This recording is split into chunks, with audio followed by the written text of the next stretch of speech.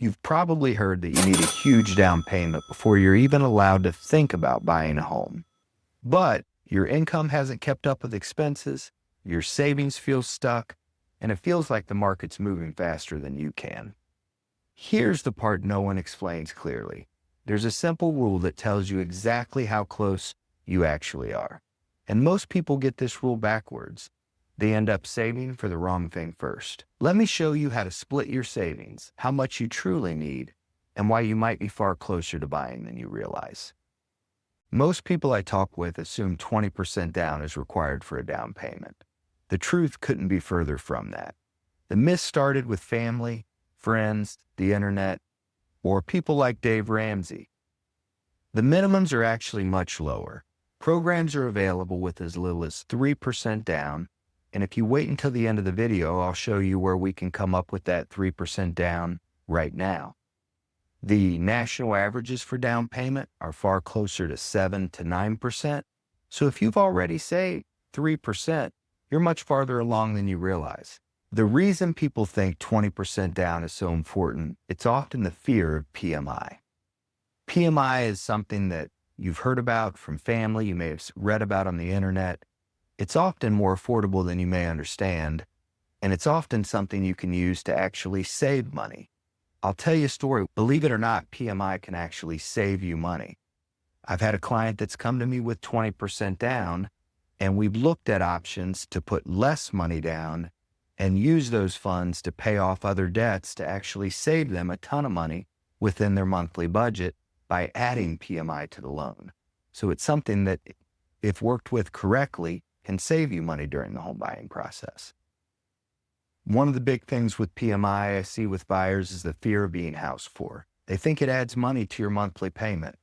In some cases it does, but in some cases it can actually save you money. One of the fears of PMI is being house poor.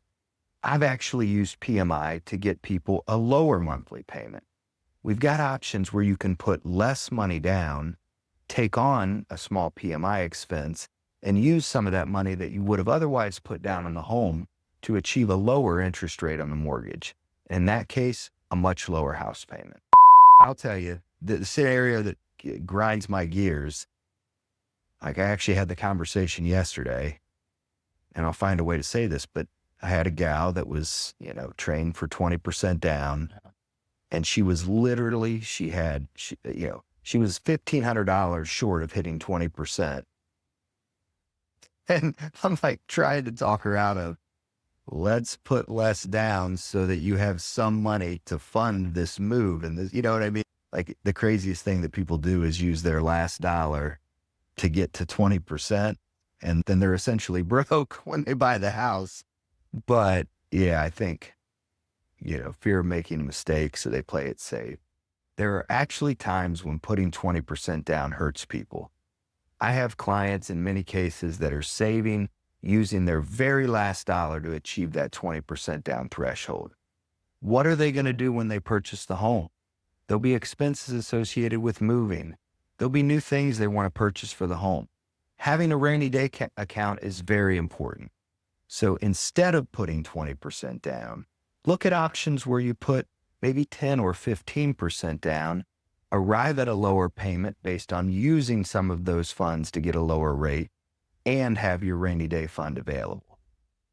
What buyers really need to put down are much lower than most people realize. Before we move on, think about the number you believe you need saved and just hold it in your head. Now let's talk about what actually happens in a purchase. There are two very popular programs. Minimum down payments for the FHA program are as little as 3.5% down. For the conventional program, you can put as little as 3% down. The average down payment nationally is between 7 and 9%. You hear about people like Dave Ramsey endorsing a 20% down payment. It's actually hurting people. Over the last 5 years, we've seen home prices go up exponentially. If you're someone who's been saving to reach that 20% down payment threshold, the goalpost has continued to move, and during that time, you've lost out on all of the appreciation that we've seen over the last several years. In 2025, the average first-time homebuyer was 40 years old. Looking back 15 years, that number was much closer to 30. We're still helping buyers purchase homes when they're 20, 25, 30 years old because we're not waiting. We're taking advantage of some of the things we've talked about today to bring that date forward and allow them to begin building the equity and the appreciation sooner. It's actually not uncommon for us to help buyers purchase a home with zero money out of pocket. There are great programs, and these vary state by state, that provide assistance for down payments that can cover the entirety of those minimums we talked about, 3 or 3.5%. These programs are really allowing folks now to shrink their timeline and get into a home today. These programs exist because the states know how important it is for home ownership for the local, for the state, and for the national economy. Every dollar that's spent on a home purchase equals $11 for our economy, whether it's the roof, whether it's the furniture, whether it's the construction materials, the jobs that come along with it. These are all things that are helping our broader economy, and the states put together programs to help people like you purchase a home. What matters more than down payment is your personal stability, your comfort with the payment, your comfort with the budget. Does the home meet your family's needs? What matters more than perfection is planning for your current reality to make sure we've set you up for success. I don't want you to rush and make a poor decision. My goal is to give you advice. Let's take a look at your situation. Let's understand where you are today. If the answer is to buy a home right now, great, we're going to bring you there.